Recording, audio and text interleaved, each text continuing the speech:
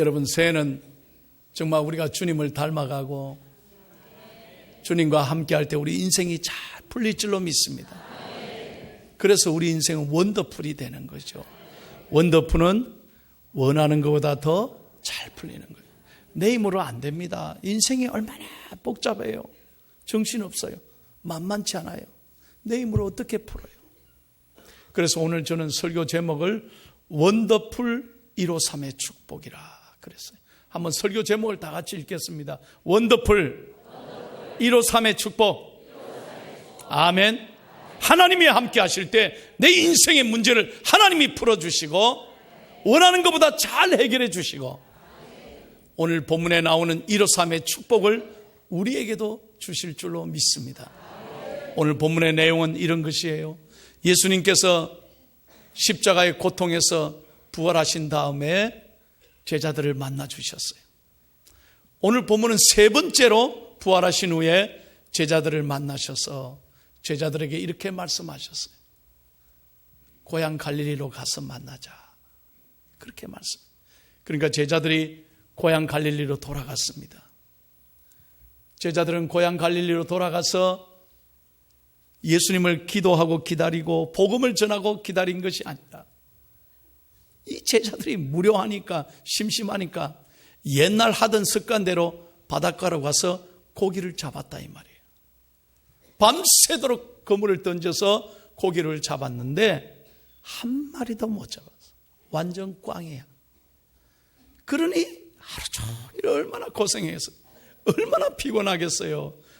완전 최악의 실패의 날이에요. 그런데 그 순간에 예수님께서 말씀하셨습니다.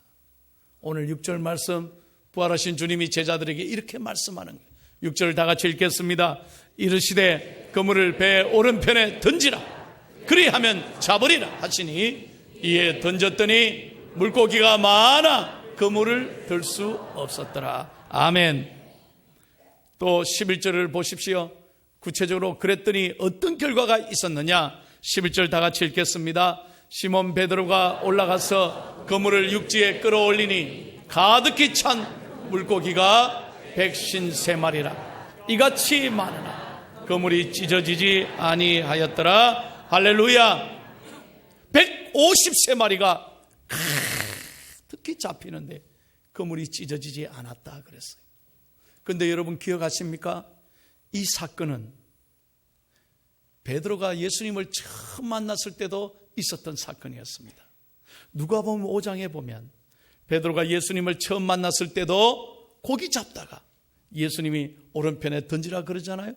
그때 그 부분과 오늘 이 부분에 무슨 차이가 있을까? 성경을 자세히 보면 차이가 나는 것이 하나 있어요. 누가복음 5장 5절에서 6절을 한번 보겠습니다. 잘 보세요. 오늘 본문과 무슨 차이가 있는지 또박또박 읽겠습니다. 시작. 시몬이 대답하여 이르되 선생님, 우리들이 밤이 새도록 수고하였으되 잡은 것이 없지만 말씀에 의지하여 내가 그물을 내리리다 하고 그렇게 하니 고기를 잡은 것이 심히 많아 그물이 어떻게 됐다고요? 찢어지는. 여러분 누가복음 5장에는 그물이 찢어졌어요. 그런데 여기는 그물이 찢어지지 않았어요. 여러분, 하나님은 우리에게 복을 주시고자 원하시는 분입니다. 모든 축복을 예비하시는 분이에요. 그런데 문제는 우리가 준비하는 그물이 찢어지면 소용이 없어요. 받을 그릇이 준비되어 있지 않으면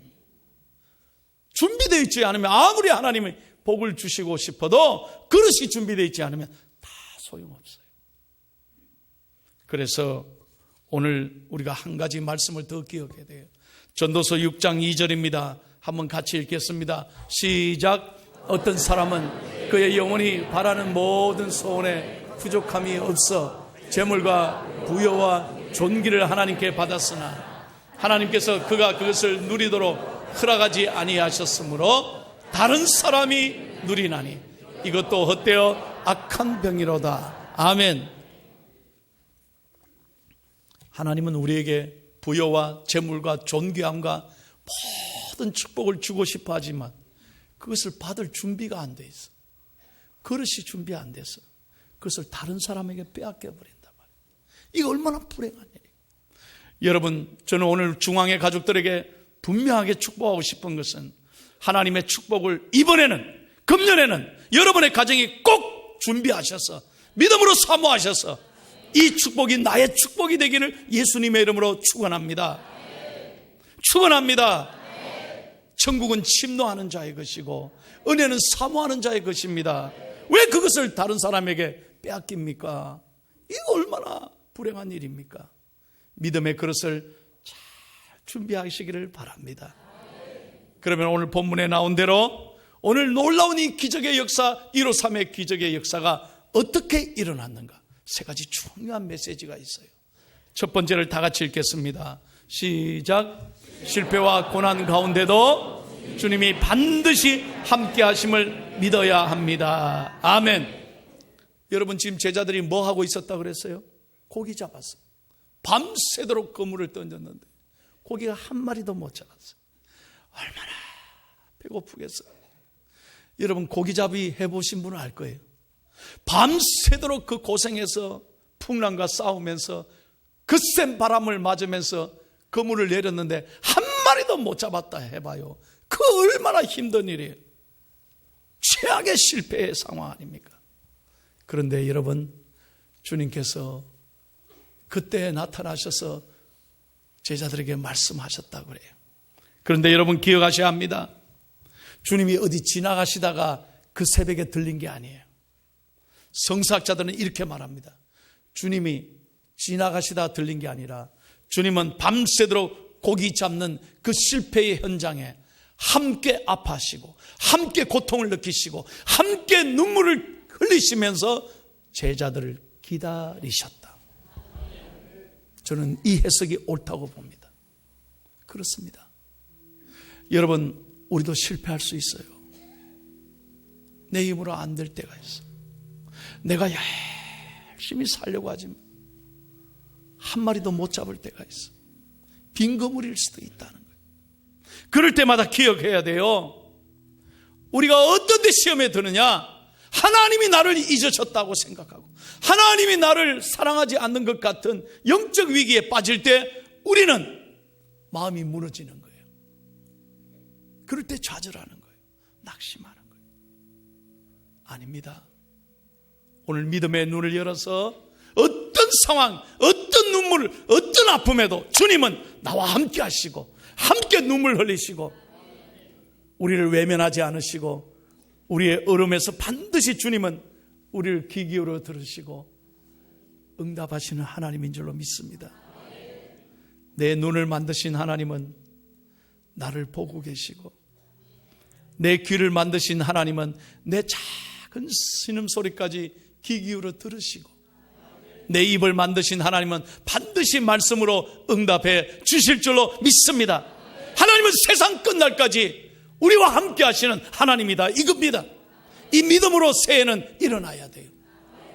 여러분, 사랑하는 여러분, 어떤 어려움이나 아픔에도 마음이 무너지지 않기를 축복합니다. 하나님이 여러분을 바라보고 계신 거예요. 여러분이 아플 때 하나님도 아파하시고 외로울 때 하나님은 더 여러분을 가슴 치면서 기도하고 계시고 여러분의 눈물을 하나님은 닦아주시고 반드시 하나님을 부르짖을 때 우리에게 피할 길을 예비하시는 하나님인 줄로 믿습니다. 얼마 전에 우리 교회 집사님 한 분이 서울로 올라가시다가 그냥 잘못하셔가지고 차 사고를 내셨어요. 본인이 실수하셨어요. 근데 그 차가 말입니다, 완전히 박살났어요. 제가 그 사진을 봤어요. 100% 그건 그 안에 있는 사람은 죽었다고 봐요. 너무 차가 엉망이에요. 기가 막혀. 가족들이 사진을 보고 기가 막혀.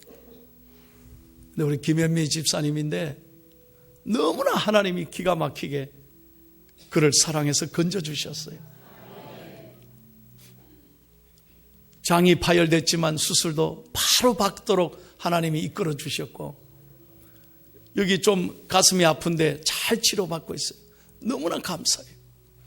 그래서 서울에서 응급수술을 받고 엊그저께 여기 성모병원에 내려오신 거예요. 어제 그 소식 듣고 저는 바로 뛰어갔어요. 집사님이 저를 보자 벌떡 일어나는 거예요. 얼마나 우는지 몰라. 눈물이 칼싹. 목사님 감사합니다. 하나님이 하셨죠. 하나님이. 집사님 힘내세요. 하나님이 집사님을 사랑하고 이번에 이 아픔이 반드시 간정이 되고 축복이 될 줄로 믿습니다. 그래서 제가 위로하니까요, 너무 감사해서 제가 엘리베이터 나올 때까지 닌게로 막고 끌고는 좀 앉아있어. 아니, 목사님 가시는데 내가 어떻게 앉아있었어요? 얼마나 감사한지 몰라요. 하나님이 하셔요. 하나님이 하셔요. 여러분 평안히 길을 갈 땐 보이지 않아도 지치고 상하여 넘어질 때는 주님께서 다가와 손 내미신 줄로 믿습니다. 그래서 말씀하는 거예요. 아들아 딸아 일어나라. 일어나라. 내가 너를 도와주리라. 할렐루야. 찬양합니다. 나의 등 뒤에서 나를 도우시는 주 평안히 길을 갈 땐 보이지 않아도 지치고 하여 넘어질 때면 다가와 손 내미시네. 다 같이 크게 일어나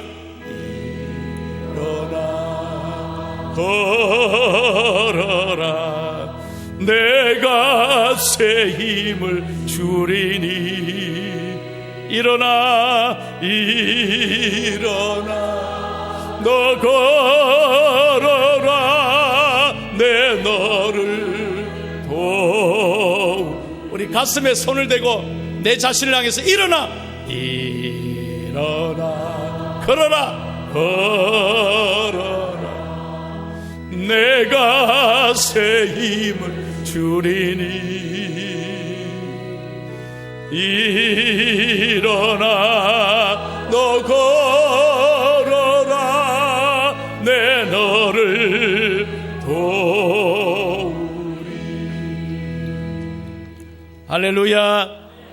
새해는 여러분의 가정에 일어나기를 바랍니다. 여러분의 직장에 일어나기를 바랍니다. 자녀들이 잘 되고 답답하고 실망과 아픔의 그늘에서 예수 그리스도의 이름으로 일어나서 승리하는 우리 중앙의 가족들이 되기를 예수님의 이름으로 축원합니다. 두 번째 영적 비결이 무엇입니까?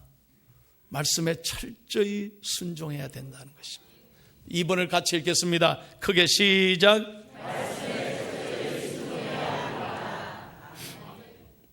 여러분 생각해 보세요. 놀라운 일은 밤새도록 그물을 던졌는데 안 던진 데가 어디 있겠습니까? 자기들이 어부가 전문이라니까요.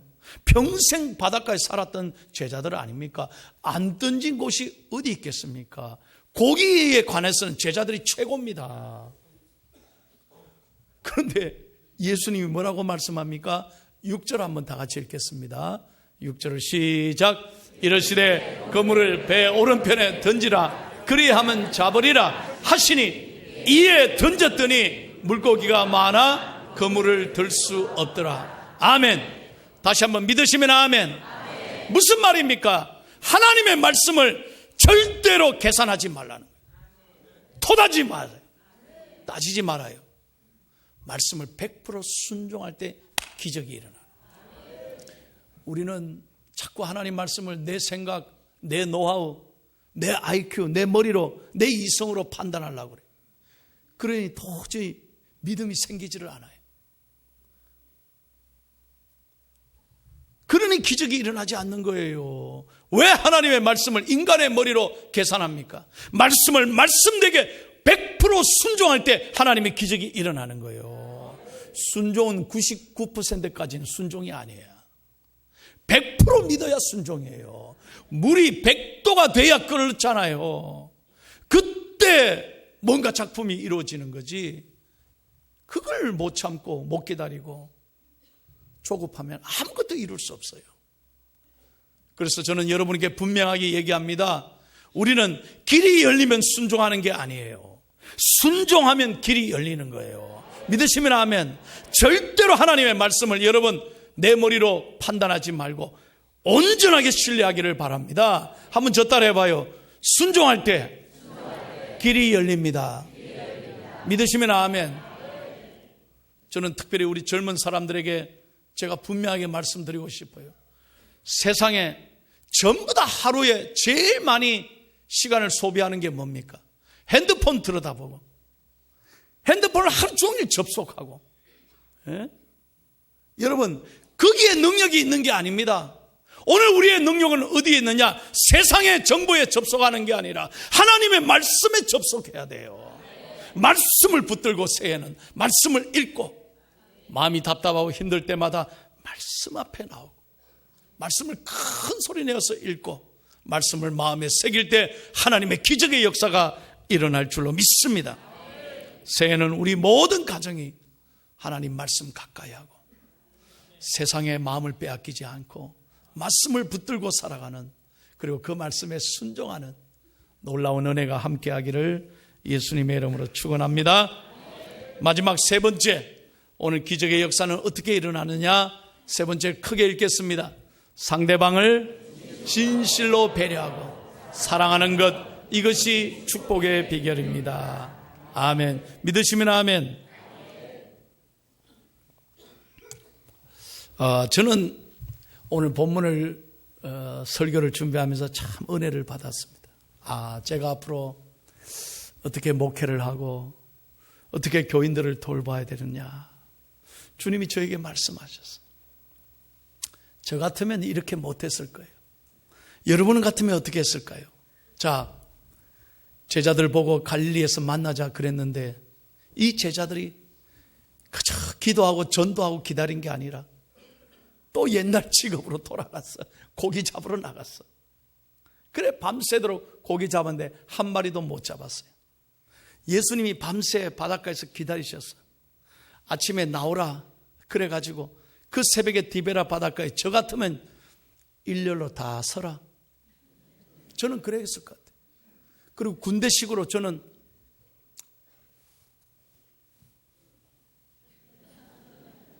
자동, 내가 그렇게 배웠거든요. 군대에서 얼차를 단단히 시켰을 것 같아요. 자동, 좌로치침, 모르면 군대에서 다 하는 거예요. 좌로치침, 우로치침, 앞으로 걸러 뒤로 걸러, 고함 소리 봐라. 이것들이 정신 빠져가지고 이러니까 이러지. 저 같으면 이렇게 했을 것 같아요. 솔직하게. 얼마나 한심하겠어요. 얼마나 답답하겠어요. 내가 누구를 위하여 목숨을 버렸는데 이 제자들의 모양이 이게 얼마나 답답해. 그런데 오늘 주님이 어떻게 하셨습니까? 주님이 한마디도 그들의 잘못을 지적하지 않았습니다. 너 왜 이렇게 사느냐? 나무라지 않았습니다. 주님은 제자들의 아픔을 아시고 제자들의 배고픔을 아시고, 사랑하는 제자들아, 잡은 고기 좀 가져와 숯불을 피워라. 그래, 끄고 떡도 가져와. 자, 먹어라. 그거 주시면서 주님의 마음이 어떻겠어요? 얼마나 배고팠겠니? 얼마나 힘들었겠니? 먹어라. 여러분, 그 순간에 제자들은 하나님의 사랑에 감동했어요. 그리고 예수님이 성천하신 후에 그들은 교회를 세우고, 이제 요한복음은 이걸로 끝나는 거예요. 사도행전에 하면 그들은 교회를 위해 목숨을 바치고 오늘날 이 교회가 부흥하는데 헌신하게 됩니다. 무슨 말입니까? 사랑이 사람을 변화시키는 거예요. 다시 한번, 사랑이 사람을 변화시킵니다. 믿으시면 아멘. 교육한다고 됩니까? 잔소리한다고 변화됩니까? 아니에요.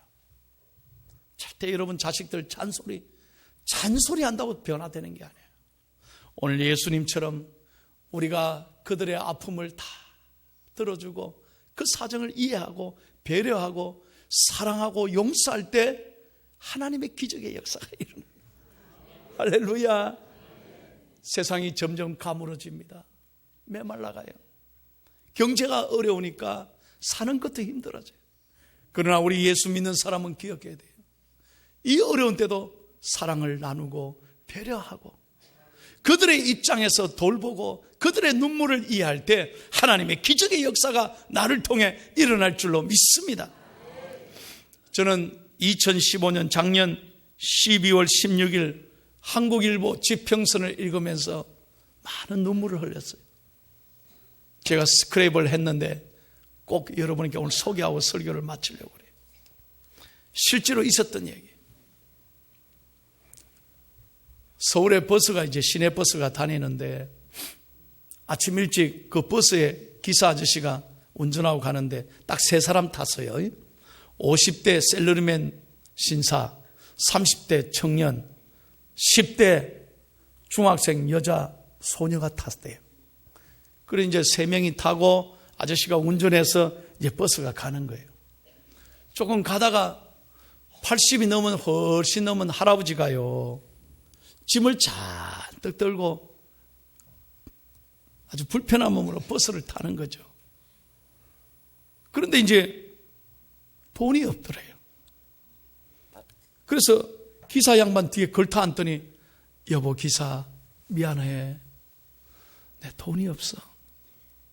좀 이분만 좀 봐줘요. 내 목적지까지 좀 데려다줘. 기사가 아침부터 화를 내는 거예요. 재수 없게 무슨 말입니까? 안 됩니다. 아침부터 말이야. 무슨 공짜로 타느냐. 돈 내세요. 돈 내세요. 정 안 되면 다음 빨리 내리세요. 미안해. 미안해. 돈이 안 된다니까요. 다음에 내려. 다음에 내려. 어디 공짜로 타려. 안 돼. 과음을 치는데. 그 50대 신사, 30대 청년, 10대 소녀가 있는데 참 난처한 일이에요. 다 모른 척하고 앉아 있는 거예요. 그런데 소녀가 벌떡 일어나 자기 지갑에서요 10,000원짜리를 꺼내. 딱 기사 아저씨한테 가더니 아저씨 왜 아침부터 할아버지한테 과음을 치르세요? 돈 없는 게 뭔 죄입니까? 이거 10,000원 있어요. 10,000원. 이걸로 이 할아버지 버스 요금 하시고요. 나머지는 이런 할아버지 타면 그걸로 다 내세요.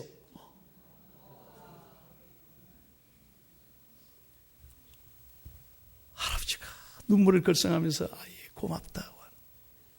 근데 정작 양심이 부끄럽고 난처하게 된 것은 50대 신사고 30대 총각. 가만. 이 50대 아저씨가 어쩔 줄 몰라 하다가 지갑을 여는 거예요. 보니까 30,000원이 있더래요. 그 중에 10,000원을 뺐어. 자기가 내릴 때 내리면서 슬쩍 소녀에게 던지고 자기가 내려버려. 그날 내리긴 했는데 10,000원 주긴 했는데 아침부터 마음이 양심이 걸리고 너무 부끄럽더라는 거예요.